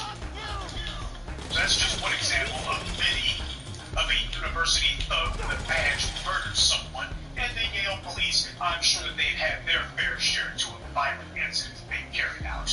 This white piece of trash who did this, she knew exactly the fire that she was playing. That was the whole point.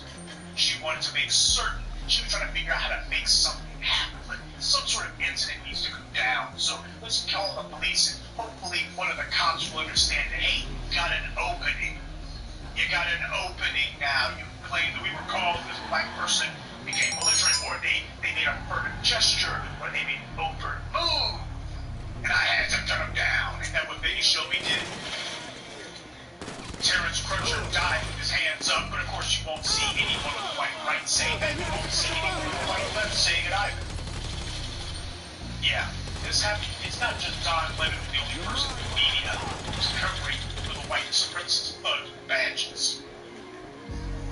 But the fact that this young man was using the term microaggression to describe what happened to him, that's not a good sign.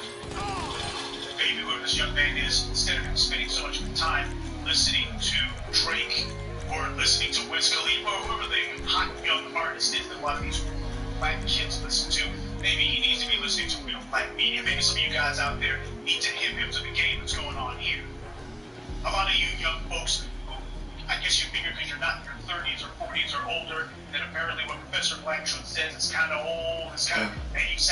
those 70s retreads, let me tell you something. White supremacist war that the Black Panther fighting ain't over. It's still going on. Young people are the very people who these white supremacists are targeting. Doesn't matter if you're in college, high school, or middle school, or even if you're in elementary school or even in Pampers. Tamir Rice was 12 years old when the police murdered him. Charlena Lyles had children there with her. She was a pregnant mother. They murdered not just her, but her unborn child. So don't go thinking to yourself that apparently you're too young for white supremacy to be concerned with you. Young are exactly white supremacy is targeting. You're in the crosshairs. And you need to know that, and you need to act like it. Professor Truth is far less likely to be a target of white supremacy than a young person because Professor Truth, he's a little bit too old, you know. Hey, man, he's 31, his thing is done. So look at you guys, who are the targets, you're the ones who have taken aim. This is about killing the next generation before they can give rise to the next generation. It is dangerous whenever the victims of white supremacy alleged because they're not acting when they refuse to use the right words. Nobody's using the term white supremacy. Those two goofballs from what was it, Starbucks, got themselves arrested. They didn't have the word white supremacy coming from them. Instead, they were trying to figure out, I guess, how to do some sort of PR move for themselves. If by PR you mean pretty ridiculous, then their so-called settlement for $1 each and some sort of fake work fund seems to be put together. I got a better idea. Instead of saying 200,000, we should go for millions. Second of all, you should have said we want to run it ourselves. But if you're not going to be demanding a direct payout from the city, the demand will be put into a position where you can leverage this incident to become a power broker, and if they won't do that, the faster will be put out. This is what Dr. Claude Anderson meant when he was talking about inappropriate behavior on the part of black people. But those two chuckleheads from Starbucks, they weren't the only close balls. These two black Yale students who have found themselves targets of the white thugs with badges, because that's what it comes down to. If they already, there's nobody in their right mind who seriously thinks that there's some epidemic of black criminals at Yale. Yale is one of the whitest places on the face of the freaking planet. So nobody can whine and say, oh, we heard a report about some black person at Yale, and we just figured there was some drugs going down, there was some violence going down. Give me a break. As many school shootings as white males carry out, you would think that the police would be totally unconcerned about any reports of a black person on campus, much less a black woman. Because after all, it's not like black people are causing violence on campus, but they are not, and they never are. The same white supremacists like Ben Shapiro, keep trying to offer up the same old stale lies that it's okay to racially profile because, hey, black people commit all the crimes in America. These clowns never have an opinion about racial profiling whenever it comes to school shootings. And the police don't have an opinion on it either. They don't try to defend how it's just common sense to have some sort of bias, because after all, we're going with what the data says. Well, the data shows all the school shootings committed by white males. So we're going to make sure that we got our guns drawn, ready, lest he makes some sort of furtive gesture, right? Nah, we're not. Because it ain't about public safety. It's not about saving lives. It is about upholding the principle of white supremacy. This is a race war being fought by sanctioned death squads. These death squads, these murder brigades, are fully supported by a malignant white majority and aided and abetted by a ruthless white government and a sick and demented propaganda organ, the white media. That's what's going on here. Race war. And this white hag, she understood exactly the part that she plays in it. The thugs with badges do not need a reason to murder a black person, they just need an opportunity. And they know that they overwhelmingly are going to be able to get away with it because you got white prosecutors who are aiding and abetting them. And even if you decide that you're going to stop the prosecutors from using the grand jury dodge, well, the prosecutors will still, like they did the Bill Cosby case, they will use voir dire in order to strike all black would-be jurists from the jury pool. And no one's going to do anything about it because even though it's supposed to be illegal, well, who the hell are you going to be appealing to? So whenever a trial takes place, Ray Tensing, a university police officer, can get away with murdering someone because the white folks in the jury are just like this white hag who called the police on those two black students. They have all of their support personnel at every level because we have allowed them to do so. White supremacy is terrorism, but the most effective way of stopping terrorism is to disrupt it. When you call out the terrorists rely on the idea that everything is more or less going to be a surprise attack. That's what the police do. These white thugs with badges, what they do is they carry out terrorist attacks. But a terrorist attack relies on the element of surprise. It's wholly and completely reliant on surprise. The best way to foil a terrorist attack is merely to say something. Say something, do something, because the terrorist is relying on the fact that they're going to have complete element of surprise. No one can do anything, nobody can see it coming, no one's going to disrupt them. And whenever something happens that does disrupt them, that winds up spoiling everything. That's a big part of what intelligence agencies try to do. If you cannot stop the terrorists outright, you need to make some noise, make it where the guy understands looking at them. Things are going to be complicated. Terrorism is not easy to do. You gotta have the element of surprise on your side. That's what these white thugs with badges have been doing. And their support personnel, the same thing. They understand exactly what the scam is. They understand that what they are doing is, of course, murder, and that's the entire point. Black people seem to have this idea that, oh, forgive the Lord, they know not what they do. They know exactly what they're doing. They are trying to set up as many black fatalities as possible, and what they're doing is they're trying to hopefully give the police an open. The police will be like, oh, we got a report about some black person on campus. Well, if this nigger so much as looks at me the wrong way, I'm going to kill him. Because they already know that they've gotten a whole lot of support, total support, from the white prosecutors who will aid and abet in a white public that is eager, not merely predisposed, but eager to help the police carry out crimes of black people. So it is dangerous whenever you have these young people who are giving these interviews and there's lack of outrage, not merely from white media, but also from the alleged victims. Because I didn't hear any of them demand that this racist be locked up for false imprisonment. Now, maybe they're not familiar with the law in that regard, which kind of begs the question, you know, what kind of university education are you prepared for when you do not understand the landscape that you're in, or whatever legal means can be used to at least strike back at the facts. And they didn't say a word about the dean of Yale, and there was no demand that the police chief be fired. There was no demand of anything.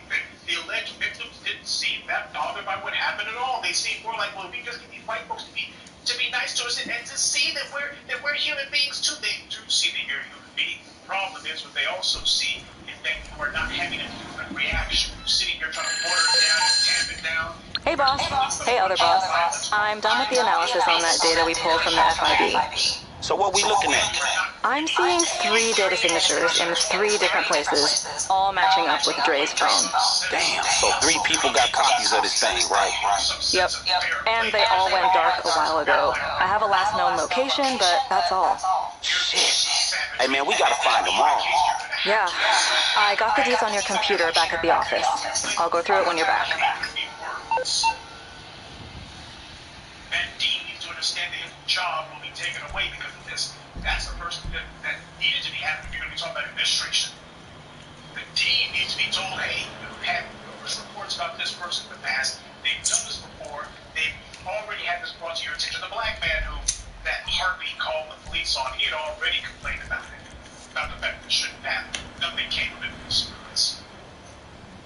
That's the direction it needs to go in. People need to lose their jobs. They need to understand that when you cover white supremacy, you're going to suffer.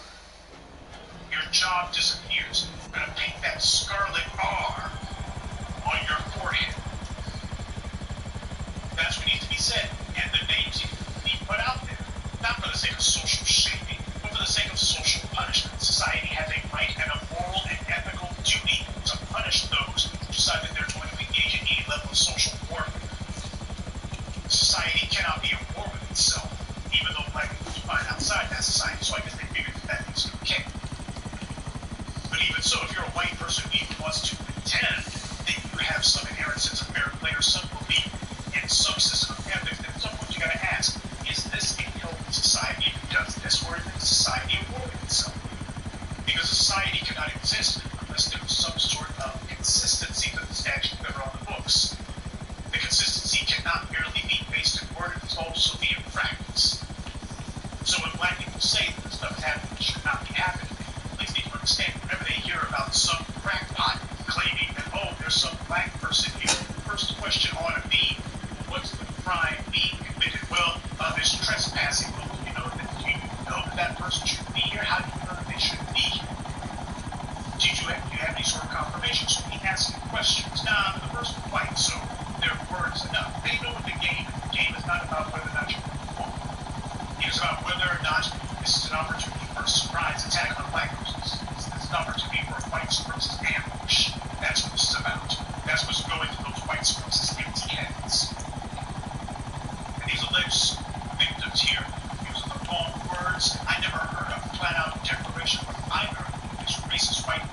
was in fact racist. I never heard that.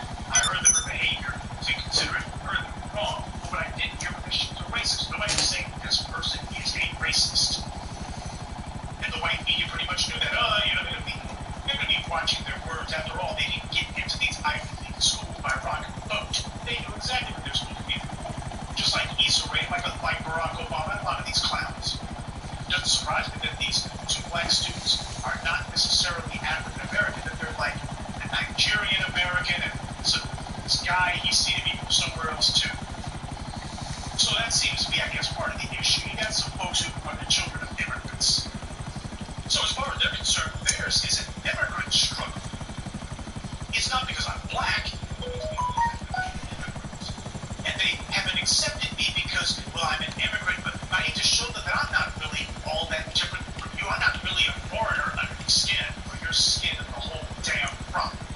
They gave only minor lip service to their being black, but it's a matter of they wanted to dance around and get away from it as quickly as possible.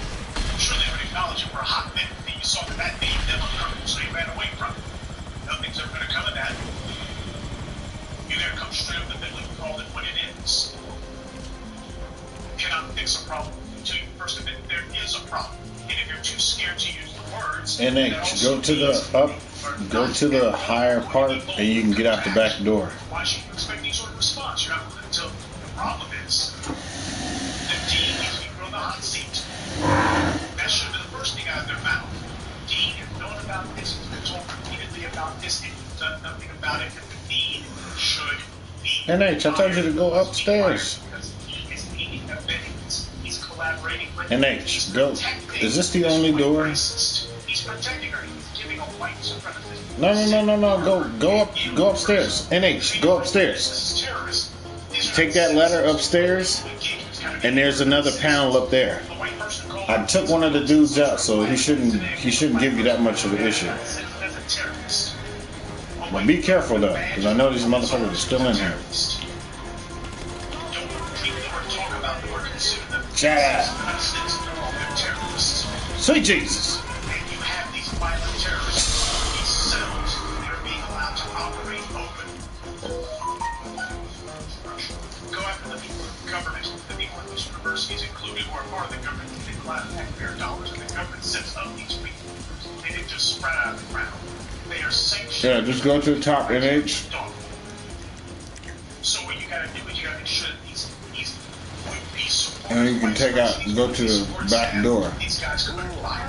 And if they understand What the fuck your ass over when it comes to dealing with black people, you better be walking on eggshells. In fact, when it comes to a black person, rather than tread lightly, Damn, NH. This nigga shooting firecracker. Goddamn. There he is. Lying bastard. NH, just go out. I'll take care of these fuckers. Just go. Go.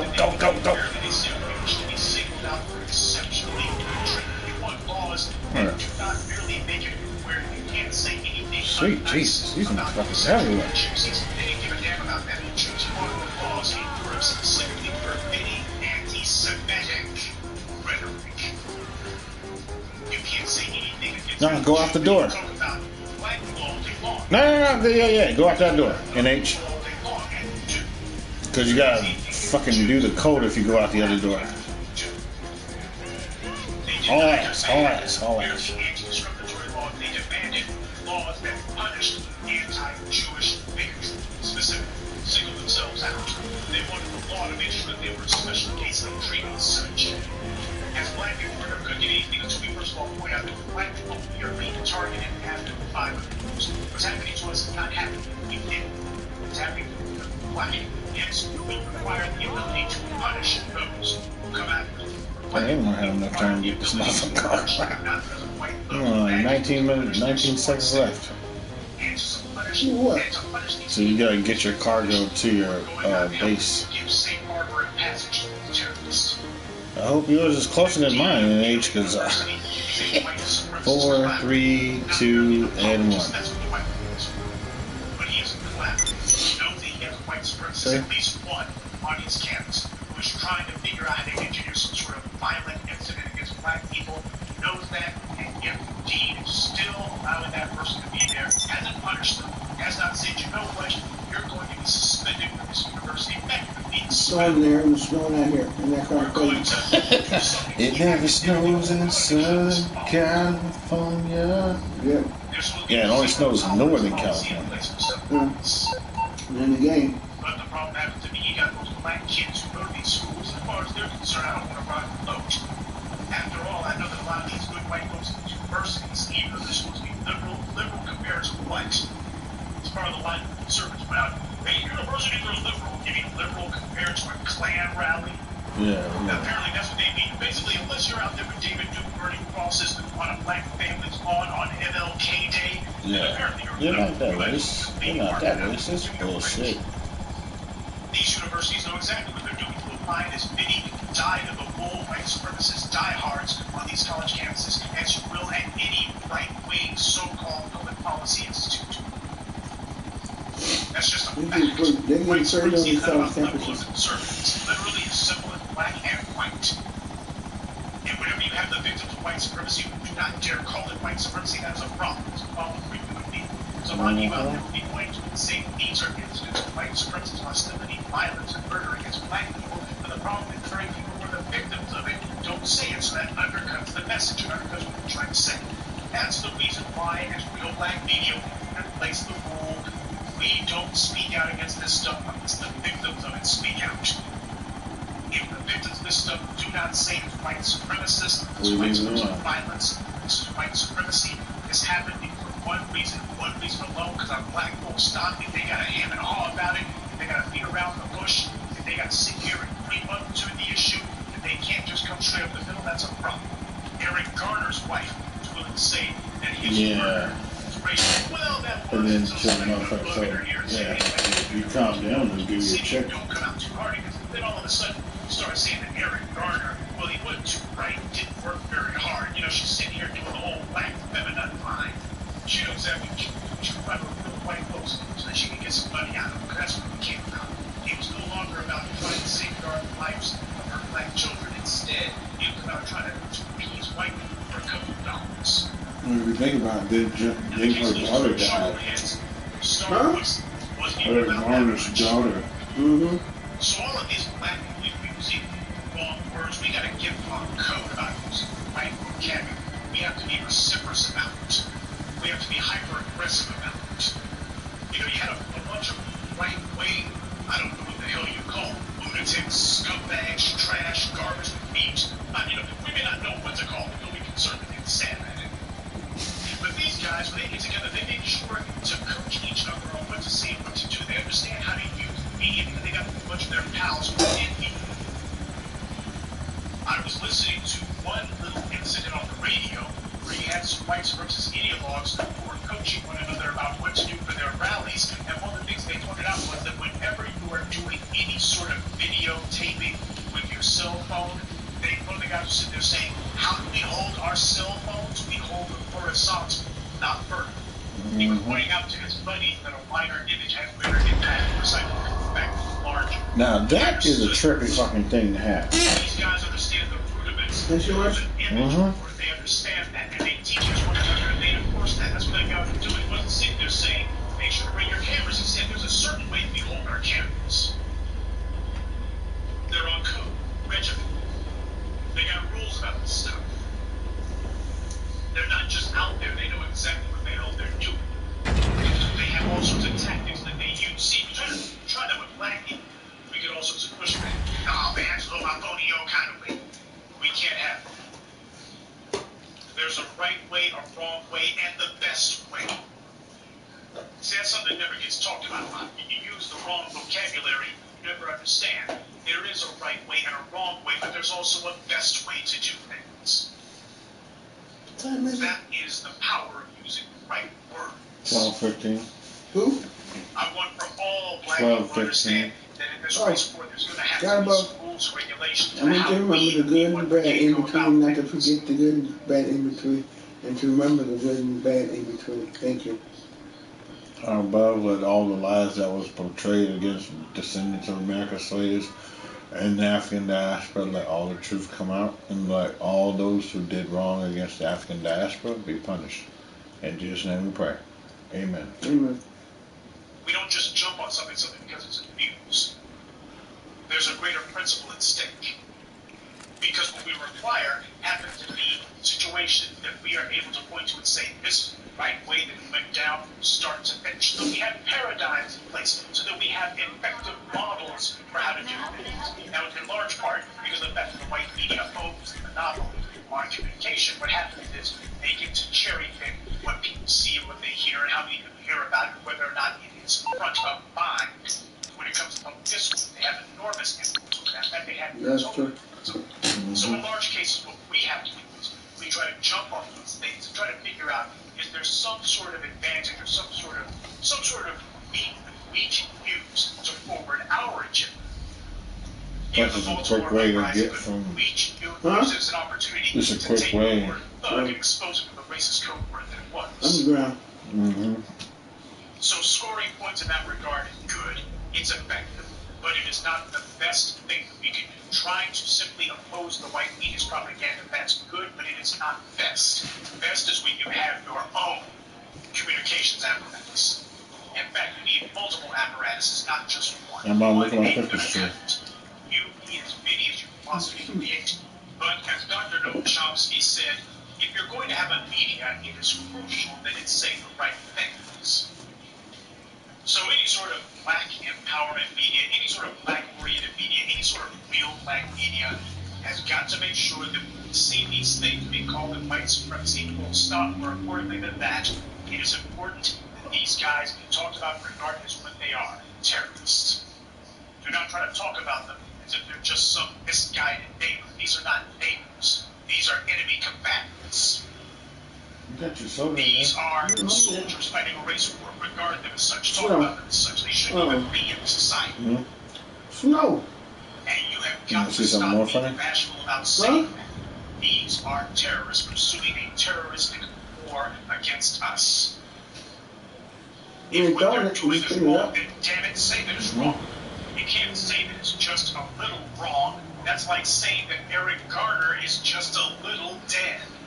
Either white supremacy is completely and thoroughly unacceptable, wrong, and must be stomped out of existence, and those who practice it must be punished 100%, or you shouldn't punish it at all. So which one is it? Is white supremacy permissible, or is it 110% impermissible, intolerable, and we won't stand for anyone who even speaks that it shouldn't be allowed? That, well, it's okay to have a little white supremacy. Nah, white supremacy has to be crushed out of existence. And we are the ones who have to be wearing the lead-lined gun boots that we get to drop on white supremacy's head. We're the ones who will be doing it. It's not going to happen until first we start using right-drinking words. Black people start talking their feelings. And most of their feelings are, how do we get white people to sympathize with us? Oh, and others are white folks who just bought highlights. Some black folks will sell their souls. They'll sell their souls for a song. Or like the two chuckleheads at Starbucks, literally $2. $2 and a pound they hit for white folks. That's worth more than millions of dollars to some black folks.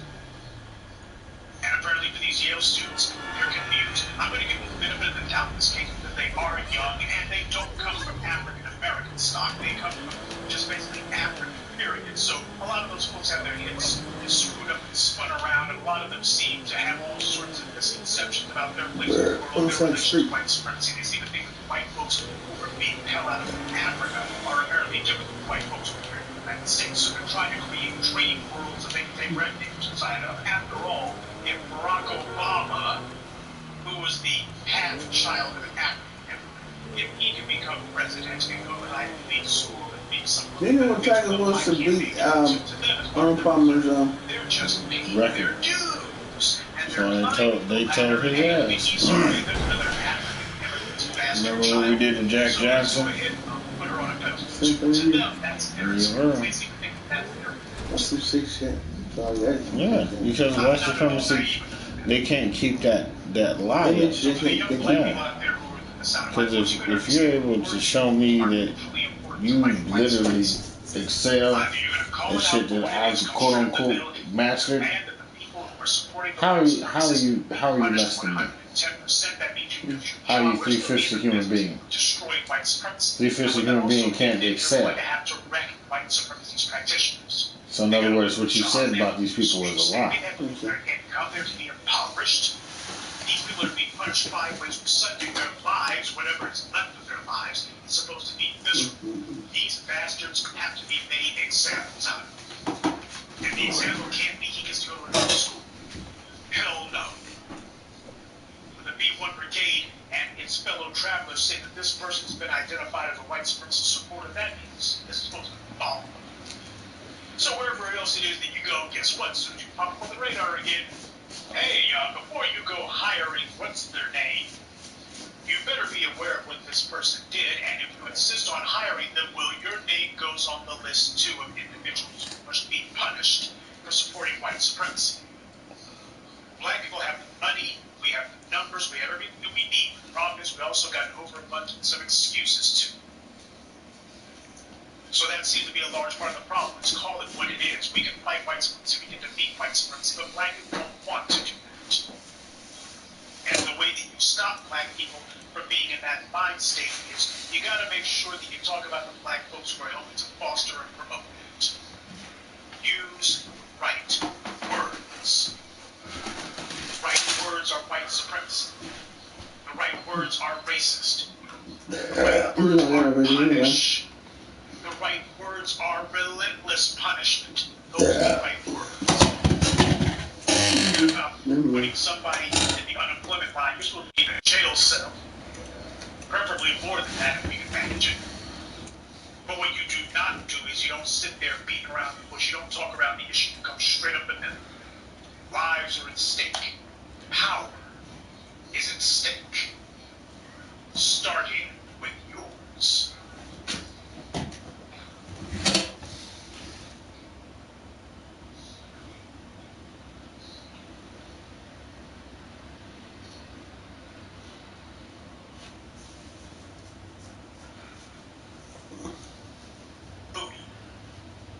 Family, they are scared of what a unified black front coming from the survivors of American slavery means for the United States. The powers that be are terrified of it. You can tell that they're terrified of it because they're trying the old playbook and they can't think of anything else.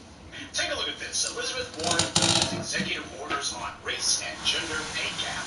She's pitching ideas. She's just pitching. These are not solid campaign promises. These are not planks of her political platform. These are not campaign pledges. She's just pitching ideas. Throwing stuff against the wall. Well, you know, we could do this, could do that. Now, she ain't doing that for the LGBTs. She ain't pitching ideas to them. She's giving them solid promises, not pitches. And as the headline says, this is about a race and gender pay gap, not a black wealth gap. We ain't closing no black wealth gaps. We're just pitching ideas in general about race and gender, and you know which one's going to come first. It's going to be gender. Doesn't matter if it's white women, white Latinas, transgender, as long as they ain't black. The white media and the left hand of white supremacy are figuring because they have been successful in the past at driving a wedge between black women and whatever hard-hitting anti-white supremacy agenda forwarding. Since it's worked in the past, it's worked a number of times, it's been working for 50 years, they've seen some cracks in the armor, and a number of black women in ranks and decided they were going to side with the good guys. They don't want to see that become habit forming, so here they are, seeing if they can